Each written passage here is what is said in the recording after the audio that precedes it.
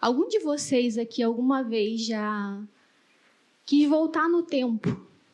Às vezes uma conversa que você não conseguiu falar o que você queria falar, ou você falou de uma forma que você se arrependeu depois e falou, putz, não era para eu ter falado desse jeito. Eu poderia ter lidado de outra forma com essa conversa. Às vezes uma prova, que a nota foi ruim, e a gente gostaria de voltar no tempo, né? Dar esse reset, porque é um recomeço, é recomeçar, é fazer de novo. Só que na vida, não é bem assim que funciona. A gente não consegue voltar a fita. A gente não consegue voltar naquela mesma situação e fazer de forma diferente. E reconstruir, né? Desconstruir o velho para viver o novo é uma construção. Não é algo que acontece do dia para a noite. Hoje, o que vocês estão vivendo aqui é só um reflexo do que vocês viveram nos anos anteriores. Tudo que você sente, tudo que você pensa, tudo que você faz está relacionado a tudo que você viveu lá atrás. A nossa mente, ela é dividida em duas partes. A nossa mente consciente, que é tudo aquilo que nós temos consciência sobre nós mesmos, sobre o que a gente vê, sobre o que a gente sente. Nós temos uma parte da nossa mente que é a mente inconsciente, que é aquilo que está guardado aqui dentro, que a gente nem se lembra. Mas quer saber de uma coisa?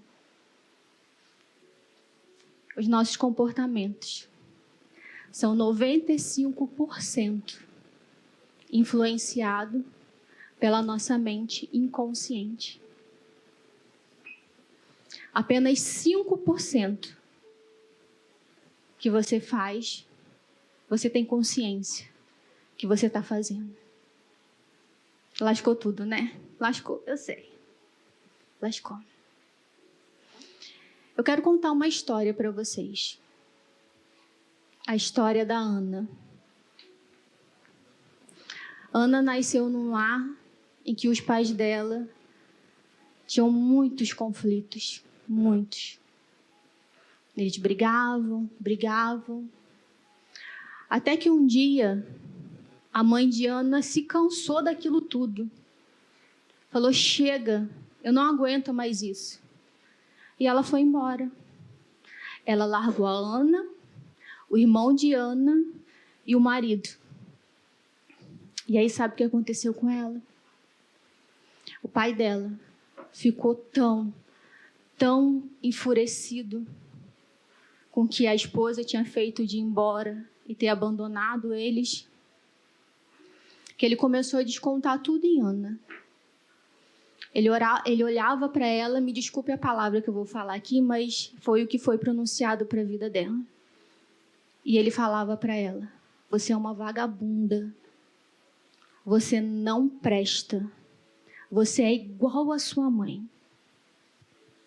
E ela tentava fazer de tudo em casa, porque ela se tornou a mulher do lar. Então, ela tinha que limpar a casa, ela tinha que fazer comida, ela tinha que cuidar de tudo.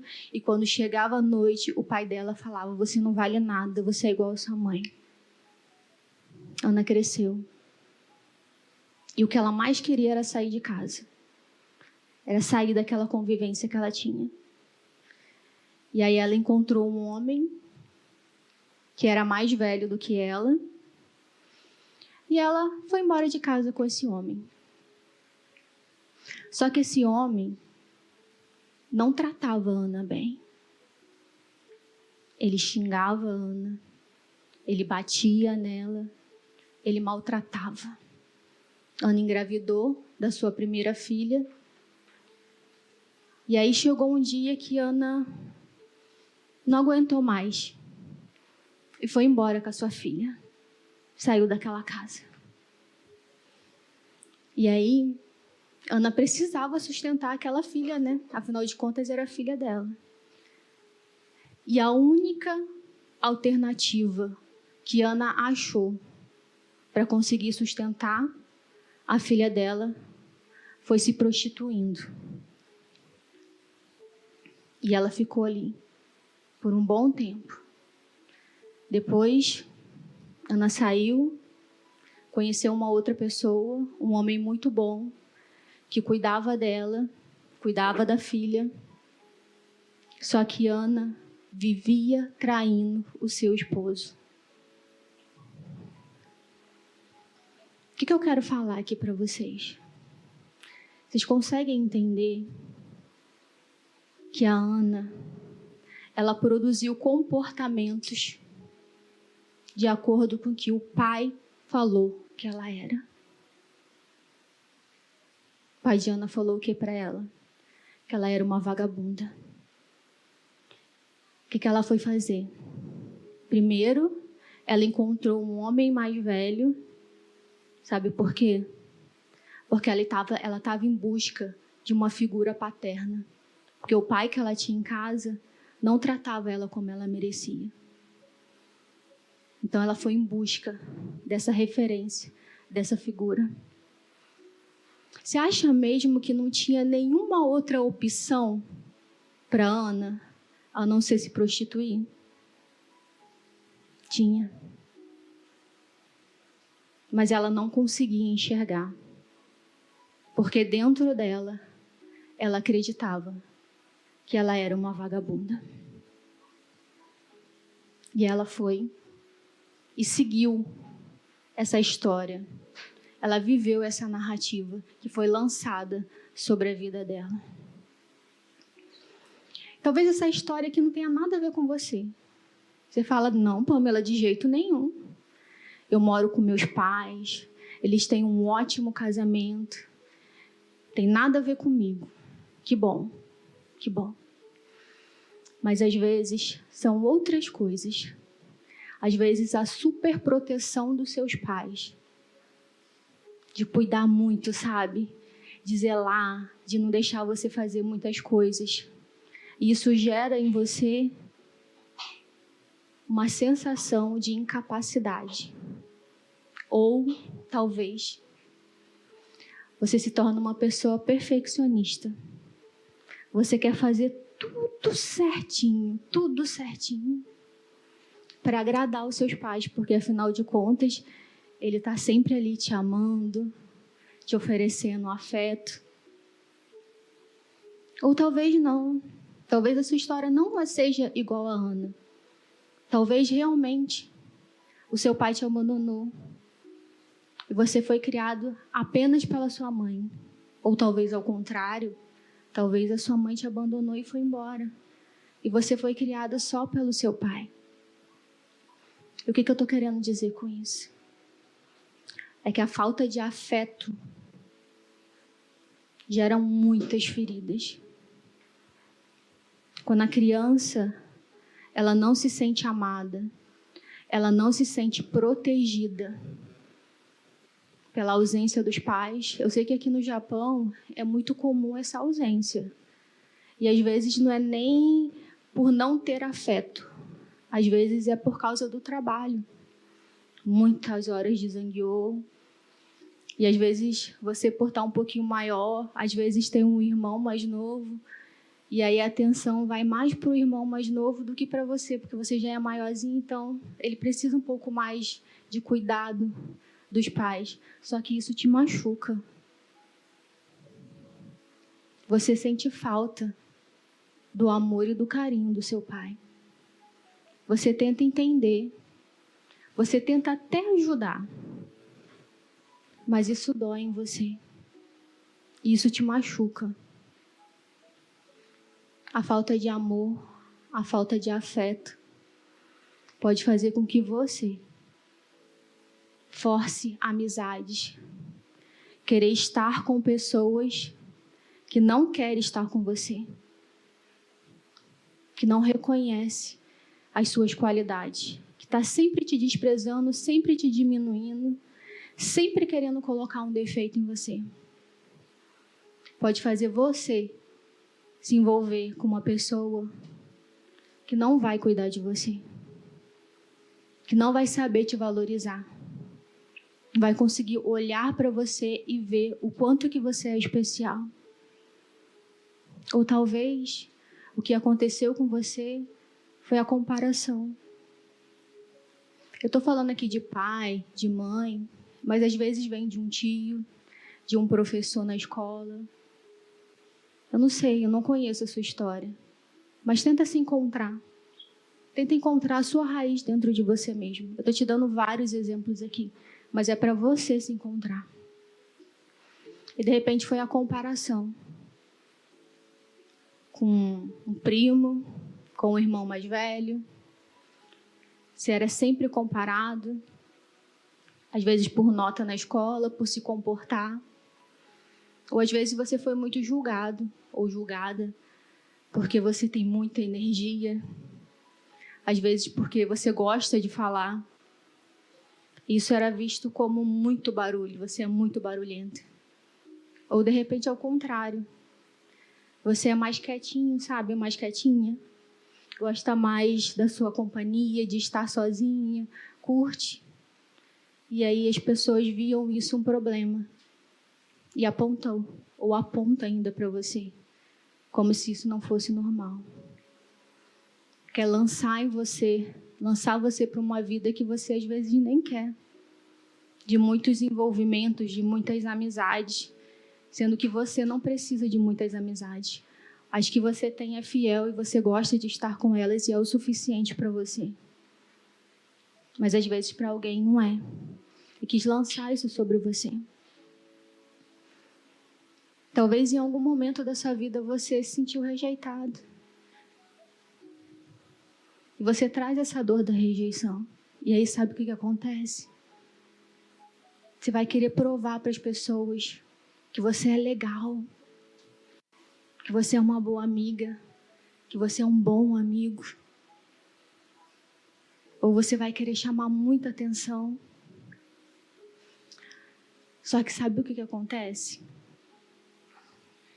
Essas marcas que todos nós trazemos, não importa qual seja, elas acabam nos gerando um vício emocional. É igualzinho um vício de drogas, de bebidas, de cigarro. É considerado, o vício emocional, ele é considerado um vício químico. É igualzinho, não faz diferença. E aí quando você se sente muito rejeitada, muito rejeitado, sabe o que você vai fazer? Lembra o que eu falei? 95% inconsciente são as nossas atitudes. Você vai se comportar de uma forma com que as pessoas vão te rejeitar. Você vai atrair isso para a sua vida. Se o que mais te dói é o abandono, você vai atrair pessoas para a sua vida que vão te abandonar. Pode ser um amigo na hora que você mais precisa. Pode ser um namorado, um marido. E você vai ser abandonado. Porque é isso que você vai atrair. Que está dentro de você. E isso precisa ser colocado para fora. Você precisa tirar da mente inconsciente e trazer para a mente consciente. Para que você consiga transformar tudo isso, sabe? Você começar essa reconstrução. Porque para você construir, às vezes você precisa desconstruir algo. Então você precisa fazer as pazes com o que você sente, com a dor que você traz, seja ela qual for. Eu falei aqui sobre a Ana. Ana, eu não sei como ela está agora, não sei que rumo ela levou da vida dela. É uma história real, não se chama Ana, é um nome científico, né? O nome que eu arrumei aqui para colocar, não é o nome original. Mas o que eu quero dizer para você? Enquanto você não tem consciência, enquanto você não assume o que você sente, enquanto você foge da sua dor, não é você que está escrevendo a sua história. Ela está sendo escrita pela dor que você sente. Porque por mais que você não queira fazer algo, você vai fazer. Você vai estar em lugares que não é para você estar. Você vai andar com pessoas que não são pessoas para você andar. Sabe por quê? Porque você não está no controle da sua vida. Quem está controlando a sua vida são as suas dores. É a falta. É o que faltou lá atrás. Hoje nós estamos aqui nesse tema lindo de desconstruir. O que você quer desconstruir na sua vida? Você pode viver algo novo. Deus tem algo novo para a sua vida. Como eu te falei, eu não sei que rumo Ana levou da vida dela. O que ela fez depois que ela tomou consciência de algumas coisas que ela estava fazendo.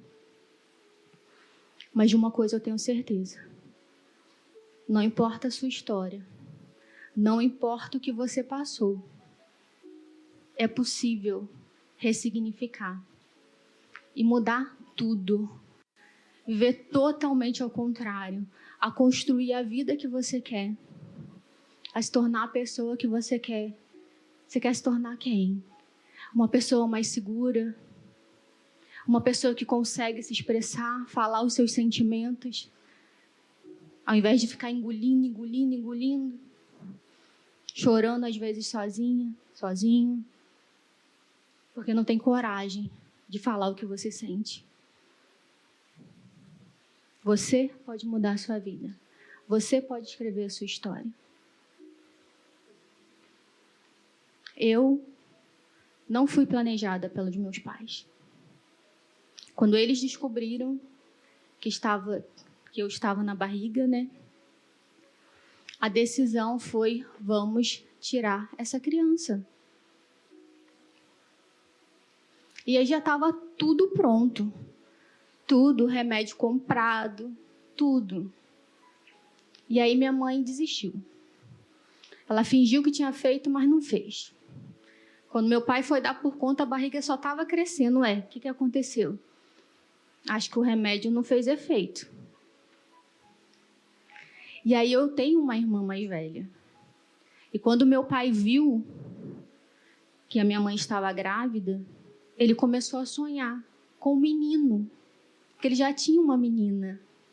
Então ele queria um menino. E aí quando eu nasci no hospital, alguns anos atrás, não vamos entrar nesse mérito aí, né? Vamos esquecer.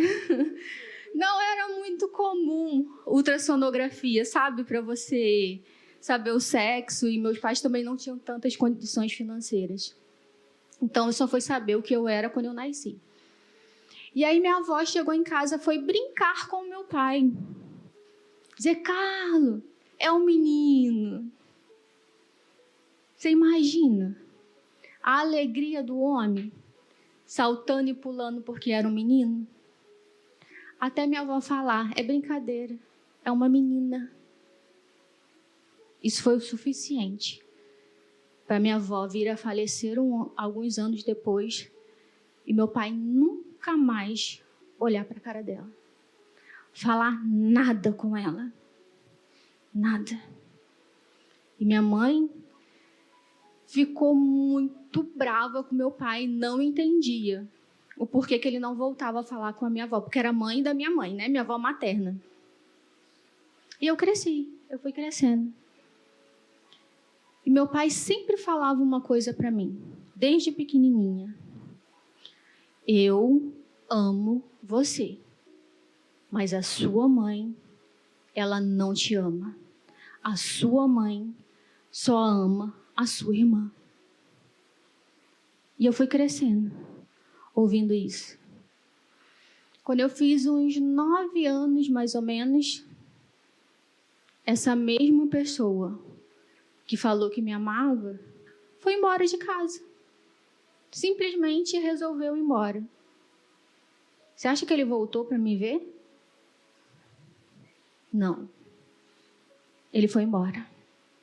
A única lembrança que eu tenho é eu sentada na perna dele, minha mãe, minha irmã e eles anunciando o divórcio. Não fazia ideia do que era aquilo. Eu só fui perceber que meu pai não estava mais em casa, conforme os dias foram passando. E que ele não voltava para me ver e eu não sabia o porquê, o que tinha acontecido. E aí eu comecei a ir mal na escola, só tinha 9 anos, mas a professora foi conversar com minha mãe para perguntar se estava acontecendo alguma coisa, porque eu só vivia caída pelos cantos na escola. E em casa também. E uma tia minha veio conversar comigo. E ela veio me perguntar: Pamela, o que está acontecendo com você? Está todo mundo falando que você está muito caída. São as únicas lembranças que eu tenho dessa época. E eu falei para ela: tia, o meu pai foi embora. E ele nunca mais voltou para me ver. Ela virou as costas, xingando, trocentos mil palavrões, não me deu um abraço, não acolheu a minha dor, pouco se lixou para mim. E foi xingando meu pai para dentro de casa, para ir brigar com ele. Passou-se uns tempos, meu pai voltou para casa, voltou para minha mãe. Eu, ok. Meu pai bebia muito. Meu pai era alcoólatra. E algumas vezes, eu já era um pouquinho maior, já tinha uns... Antes disso, eu não tenho muito certo na minha cabeça como os fatos foram acontecendo. Mas eu sei que uma outra vez ele foi embora de novo. Ele não foi embora só uma vez. Ele foi embora 2 vezes. Sumiu de novo. Só que depois ele voltou. Nisso que ele voltou, sabe o que acontecia? Eu encontrava com ele às vezes em bar, na rua, porque ele bebia e bebia muito. E às vezes ele estava dançando com uma mulher. E sabe o que eu fazia? Aquele barraco. Eu queria bater na mulher, porque eu não queria que ele fosse embora de casa de novo. A única pessoa que me ama. Já me deixou 2 vezes, vai me deixar de novo. Minha mãe, não falei um pouco sobre isso, né? Acabei passando. Se meu pai estava certo no que ele estava falando, eu às vezes fico me perguntando. Porque muitas vezes, eu vou contar só uma coisa. Eu lembro de uma vez, eu era pequenininha, eu tinha uns 9, 10 anos. Minha mãe foi fazer uma viagem. Eu sou do Rio. Minha mãe foi fazer uma viagem para São Paulo, para Ubatuba. Sabe, uma excursão. Antigamente tinha muito isso. Saía todo mundo no ônibus. E aí ela virou para mim e falou assim: olha, você não vai não, tá? Vai só eu e sua irmã. Eu lembro de uma vez que eu pedi para ela um porta-joia que era rosa. Eu adorava rosa. Só que o rosa sempre ficava com a minha irmã. Eu nunca podia ficar com rosa. Eu falei: mãe, deixa eu ficar com esse porta-joia rosa. Não, o amarelo é seu, o rosa é da sua irmã. Então, eu cresci me sentindo rejeitada pela mãe, abandonada pelo pai. Eu sempre me achei meio que perdida, sem orientação. Eu cresci, eu não consegui desenvolver uma profissão, algo que eu queria tanto, mas eu me sentia tão perdida, eu não sabia nem o que fazer, aonde procurar, com quem ir. Me casei, e aí o que vocês acham que aconteceu? Toda aquela bagagem eu levei para dentro do meu casamento. Todos aqueles sentimentos eu levei para dentro do meu casamento. E tudo que o meu marido fazia, eu achava que ele estava me rejeitando. E aí a gente não se dava bem. A gente não se dava bem. Todas as dores eu levei. Da rejeição, do abandono, do abuso sexual. Tudo isso eu levei. Só que hoje é diferente. Hoje eu consegui fazer as pazes com tudo isso que estava dentro de mim. eu consegui resolver tudo isso. Hoje meu casamento é um casamento restaurado. Eu tenho minha filha de 10 anos. E eu estou escrevendo a minha história de forma intencional. Eu desconstruí tudo para realmente eu viver esse novo que eu vivo hoje. Então não é o que acontece com você. É o que você decide fazer com que acontece com você. Se eu fosse seguir tudo que eu passei lá atrás, eu não estaria nem aqui hoje falando para vocês. Eu não estaria. Sabe por quê? Porque uma das coisas que eu ouvi muito também foi: você só fala besteira. Então pensa numa pessoa que cresceu e não conseguia expressar o que falava. Conseguia expressar o que sentia. Imagine estar aqui falando para vocês tudo me olhando. Eu não ia conseguir se eu não fizesse as pazes. Só que hoje é a vez de vocês. Lembra o que eu falei no começo? Desconstruir não é de um dia para a noite. Ele é um processo. E tudo que você decidir fazer hoje, as suas escolhas hoje, elas vão impactar muito mais a sua vida amanhã. Eu descobri isso, eu já tinha mais de 30 anos. Imagine quantas coisas eu perdi na vida. Que vocês não precisam perder. Que vocês podem fazer diferente.